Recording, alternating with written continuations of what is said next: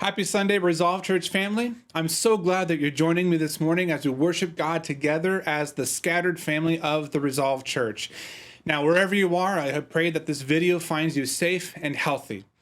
Well, this morning we're going to continue in our study through the book of Exodus. We're going to be taking a look at the chapter 18 of the book of Exodus. Last week, in chapter 17, we saw the people struggling and fighting a lot. The first half of chapter 17, they struggle and they fight against the Lord. They actually bring these accusations against God. They judge God for bringing them out there into the wilderness, accusing him of wanting to murder them through thirst. It's a really just incredible scene. It ought to make us sad that these people would continue to forget the work of God among them and his love and his care and his dedication to them. When they fought against God, he forgives them. And this forgiveness really is symbolized in Moses taking the staff of judgment, right? The staff of God that he judged the nation of Egypt many times with. He takes the staff of judgment and strikes the rock. And from this rock comes life-giving water. And we would know from later on from the Apostle Paul that this was the foreshadowing of Christ, who would bear the punishment for his people's sin, even the sin of fighting and quarreling against the Lord. We see this a beautiful scene of forgiveness and grace that God gives his people. And in the second half of chapter 17, we see that now the people are fighting against a human enemy, one that seeks to kill them and to plunder them. Remember, the Israelites had come out of Egypt with the entire, really all the riches of Egypt. The Israelites had taken with them as they left Egypt. And so, of course, this is very tempting for any tribe in that area. And they try to plunder the Israelites. And of course, God gives them grace and giving them strength and endurance to fight the battle and to win, to have victory. This ought to remind us that God is constantly giving us grace and provision. In both of these circumstances, right, God's people thought that they were going to die. They thought they were going to die of thirst at the beginning, and they thought they were going to die from the Amalekites in this battle. And neither times did they die, right? In this most dire of circumstances, God gives them grace and provision, forgiveness, help, and strength.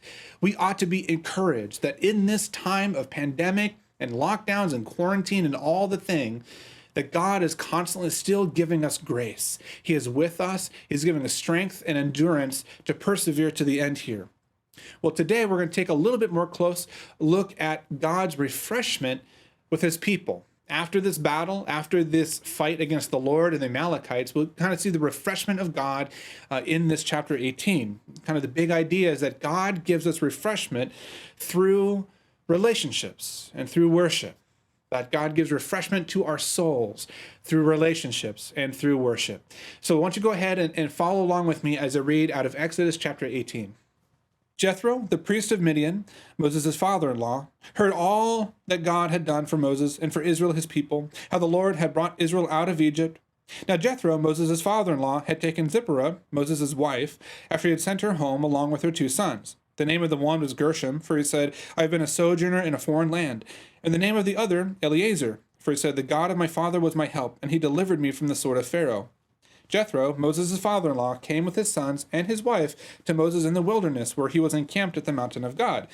And when he sent word to Moses, I, your father-in-law Jethro, am coming to you with your wife and her 2 sons with her, Moses went out to meet his father-in-law and bowed down and kissed him. And they asked each other of their welfare and went into the tent. Then Moses told his father-in-law all that the Lord had done to Pharaoh and to the Egyptians for Israel's sake, all the hardship that had come upon them in the way, and how the Lord had delivered them. And Jethro rejoiced for all the good that the Lord had done to Israel, and that he had delivered them out of the hand of the Egyptians. Jethro said, Blessed be the Lord, who has delivered you out of the hand of the Egyptians and out of the hand of Pharaoh, and has delivered the people from under the hand of the Egyptians. Now I know that the Lord is greater than all gods, because in this affair they dealt arrogantly with the people. And Jethro, Moses' father-in-law, brought a burnt offering and sacrifices to God. And Aaron came with all the elders of Israel to eat bread with Moses' father-in-law before God. The next day Moses sat to judge the people, and the people stood around Moses from morning till evening. When Moses' father-in-law saw all that he was doing for the people, he said, What is this that you are doing for the people? Why do you sit alone, and all the people stand around you from morning till evening? And Moses said to his father-in-law, Because the people come to me to inquire of God. When they have a dispute, they come to me, and I decide between one person and another, and I make them know the statutes of God and his laws. Moses' father-in-law said to him, What you are doing is not good. You and the people with you will certainly wear yourselves out. For the thing is too heavy for you. You are not able to do it alone. Now, obey my voice. I will give you advice, and God be with you. You shall represent the people before God and bring their cases to God, and you shall warn them about the statutes and the laws and make them know the way in which they must walk and what they must do. Moreover, look for able men from all the people, men who fear God, who are trustworthy and hate a bribe, and place such men over the people as chiefs of thousands, of hundreds, of fifties, and of tens, and let them judge the people at all times. Every great matter they shall bring to you, but any small matter they shall decide themselves. So it will be easier for you, and they will bear the burden with you. If you do this, God will direct you. You will be able to endure, and all this people also will go at their place in peace. So Moses listened to the voice of his father-in-law and did all that he had said. Moses chose able men out of all Israel and made them heads over the people, chiefs of thousands, of hundreds, of fifties, and of tens. And they judged the people at all times. Any hard case they brought to Moses, but any small matter they decided themselves. Then Moses let his father-in-law depart, and he went away to his own country. Now, I read the whole chapter just to kind of give us some context of Jethro's visit here to Moses and to the people of Israel. We're only going to be taking a look at the very first half of this chapter, really the welcome that Jethro receives from Moses and from the elders, and kind of begin to understand the idea of refreshment and how God can bring refreshment to us. And then next week, we're going to take a look at the structures that God puts in place through this man, Jethro. The first kind of topic that I want to focus on is the idea of relational refreshment. Relational refreshment. And we see this at the very beginning of chapter 18. Now remember, Moses had just gotten done fighting a battle against the Amalekites. I mean, he was so tired that he had to sit on a rock and have two other guys hold up his hands. Remember, because as long as he held the staff up above his head, God's people would prevail in the battle. And this is a long day. It was a whole day that he held the staff up above his head. It was a whole long thing, and he was very tired from this. It was a physically draining experience. And before that, he had this very emotional and spiritually draining experience with the whole congregation coming against him and the Lord and bringing these formal accusations against them and having to deal with that. And before that, of course, was the grumbling and complaining at Meribah and Massa. I mean, there's a whole lot going on here that Moses has been kind of holding and leading the people through. And you've got to imagine he's tired at this point. He's probably a little bit grumpy himself as well. So it's part of God's grace to bring Moses' father-in-law, Jethro, back into his life, along with his wife and his two sons. What grace that God sees Moses and brings these relationships, these primary relationships that Moses loves and adores, and brings them back into his life in order to refresh him. And we know that Moses is refreshed because what does he do when he hears? He just hears that Jethro, his father-in-law, is on his way. He runs out to go meet him. And when he sees him, he bows down and kisses him. This is the kind of welcome that Jethro receives. It's clearly indicative of what was going on in Moses' heart, that he needed a friendly face at this point. Now, some of us might be thinking, uh-oh, father-in-law's coming, gonna give him the business, dun, dun, dun. But that's really not what's going on, clearly, in this relationship between Moses and Jethro. Remember, when Jethro meets Moses, Moses had just gotten done saving his daughter. Because his daughter was a shepherdess, and along with his 6 other daughters, they're all shepherdesses. They had been to this well, and these other rival shepherds wanted to take the well and kill these shepherdesses, take their flocks and increase their own flock. And it was kind of a dangerous situation for these shepherdesses. And Moses comes in as this exile Egyptian prince and rescues these women. And Jethro is so happy that he welcomes Moses into the tent and welcomes him really into the family, because Moses ended up marrying Zipporah, one of Jethro's daughters. Now, this is a really great start to this relationship between Jethro and Moses. Moses ends up living with Jethro, remember, for 40 years as a shepherd, taking care of Jethro's sheep. Clearly, there's a lot of relational capital happening in this relationship. It's very clear that this is a relationship of mutual respect and honor and love. When Moses is with Jethro, he submits to his authority. And we see this in Exodus chapter 4, verse 18, when Moses had received the call of God to go back to Egypt and bring the Israelites out of Egypt. He goes to Jethro and asks permission to go back to Egypt. And of course, Jethro says, go. But it's interesting that Moses really submits to Jethro's authority in that moment.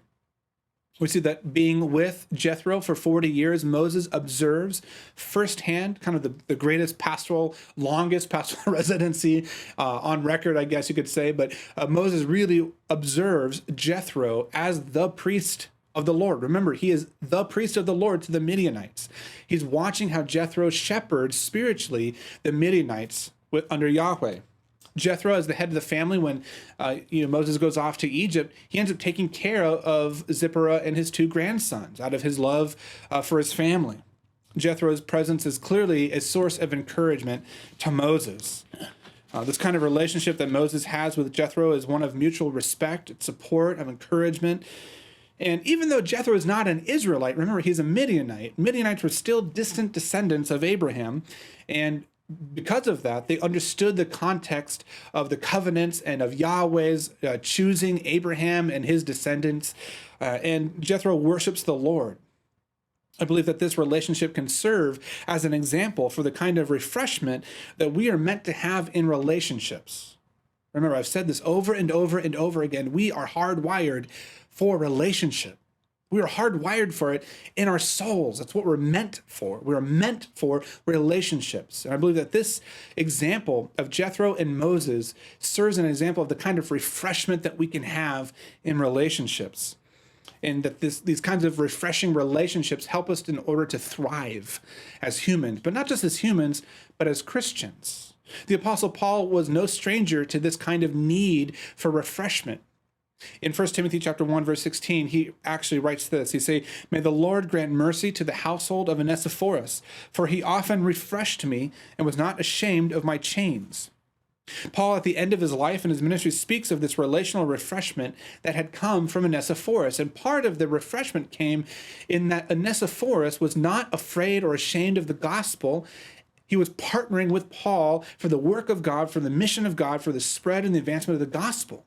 He wasn't ashamed of the chains that came with the gospel, inevitably. He was partnering with Paul, and part of that just togetherness was what was refreshing to Paul over and over and over again. So what does it look like to be refreshed? This isn't going to be a huge bombshell. These are kind of common observations, I think, but I think it's helpful to at least speak them out loud and to begin to put them in the context here of Exodus 18.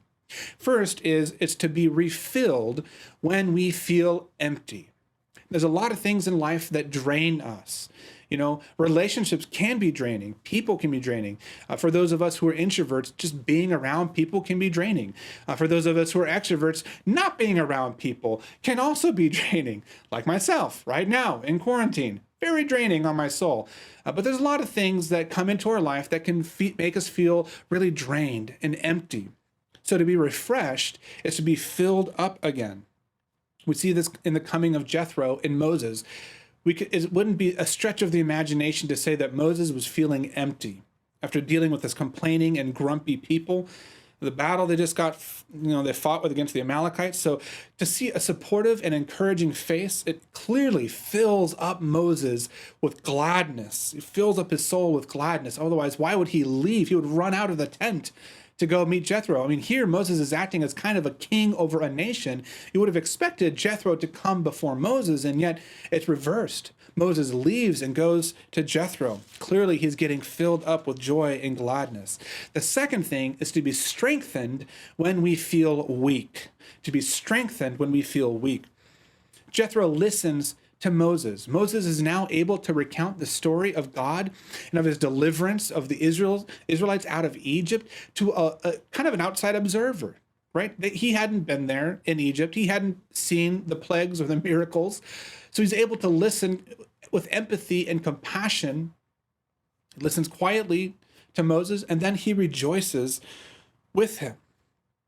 Sometimes all we need in order to feel strengthened in our souls is just to have somebody listen to us without trying to fix us, without passing judgment on us. Sometimes we just need a kind of this non-anxious presence, empathetic listening, compassionate listening. Sometimes it's all we really need. And I know that for myself, I have a lot to learn in that, especially in my relationship with my wife. Too quickly, I go to the fix-it mode or passing judgment upon a certain situation. It's trying to fix the emotions or fix the problem. And this is not helpful because my wife is unbelievably capable. She does not need my help to fix things. But in some mysterious and yet very powerful way that I've yet to fully appreciate, just being able to listen to her, being a non-anxious presence, being able to listen to her empathetically and compassionately is refreshing and gives her strength to carry on. And I think most of us, myself included, I'm sure that you feel this too, it's just something about that we need. And Jethro is that for Moses. The third thing is to be aware of the needs of our soul.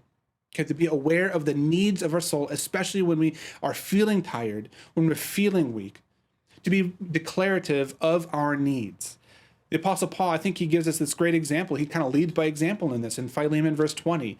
When he's speaking to a man named Philemon in this letter, he says, "Yes, brother, I want some benefit from you in the Lord. Refresh my heart in Christ." Sometimes we just need to be more declarative of our needs, and this takes a greater self-awareness of what's going on inside of us. Now, this isn't self-centered, right? This isn't selfish, because we are all very aware of when we are weak and we are tired, when we're burnt out, how easily that we can lash out those who are closest to us, how we can speak words that really bring people down. And then when we're feeling not weak and not tired, we regret those actions. We regret those words that we had spoken in our weakness and our tiredness, but those words can't be taken back. Right? The sin has already been done, and now there needs to be a repairing of relationship.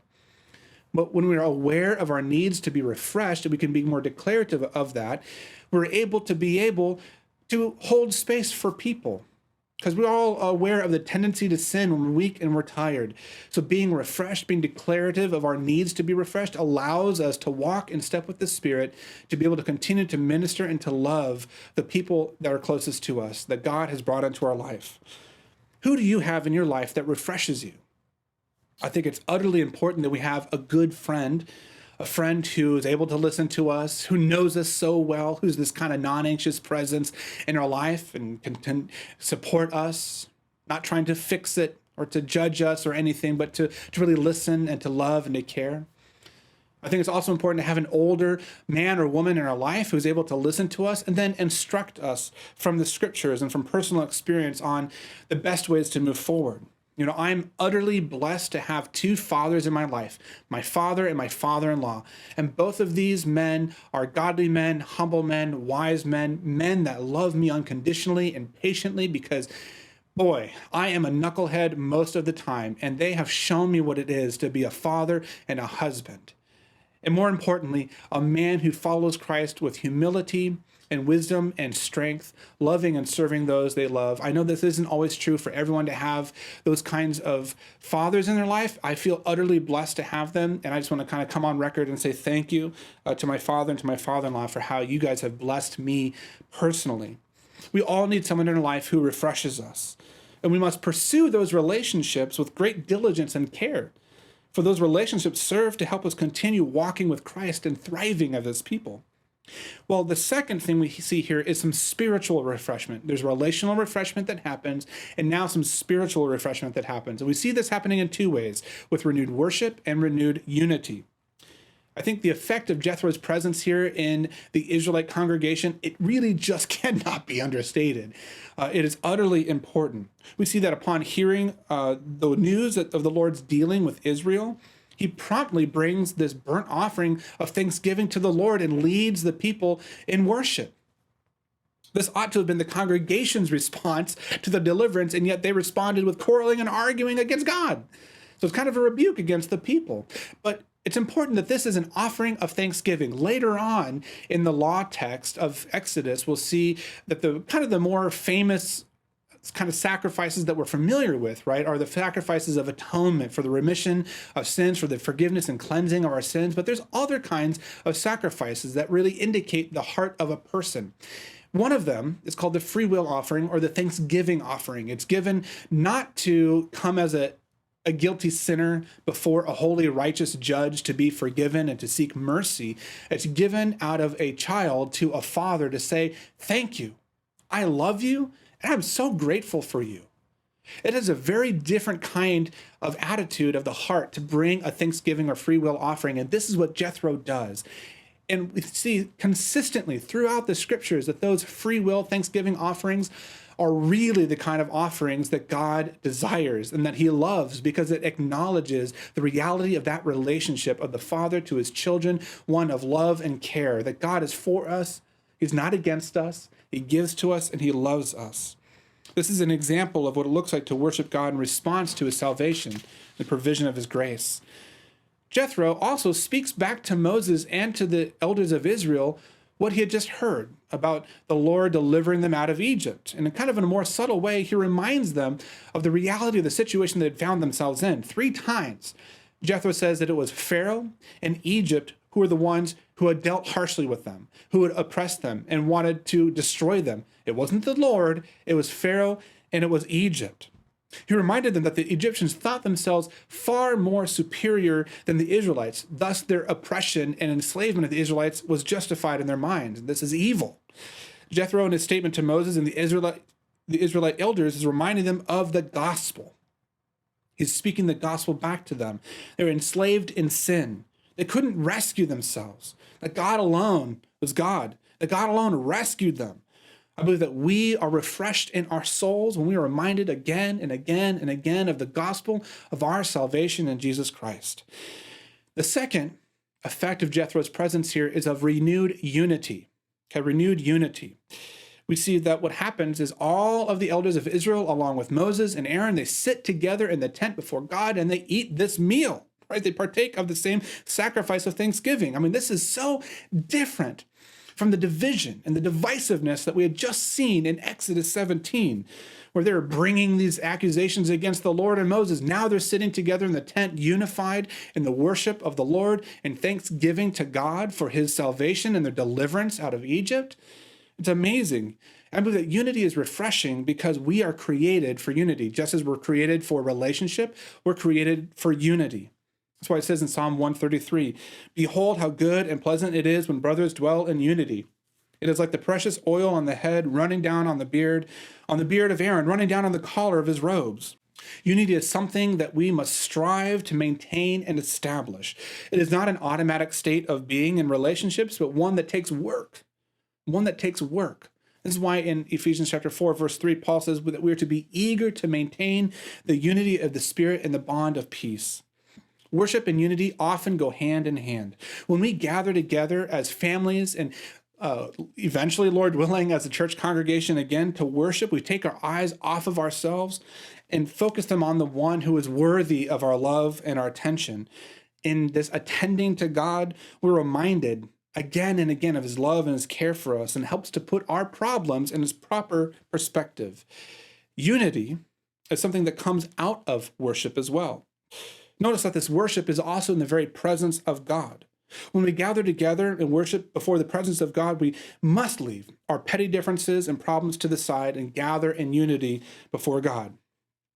So to kind of sum all of this up, this kind of idea of refreshment, we see that Jethro's presence brings refreshment, relational refreshment to Moses personally, as well as to the refreshment to the community. We see that God is worshiped again properly and that unity is experienced. And it's a very healing experience because, again, remember, Exodus 17, they'd just been divisive. Division was happening among the people, and now they're being united again. This ought to remind us that Jethro here is acting in a very similar way that Jesus does in our own lives.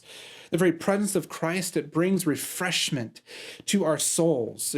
He brings healing to those hurting places of our mind and our heart. He can able to bring refreshment to us communally as a church family.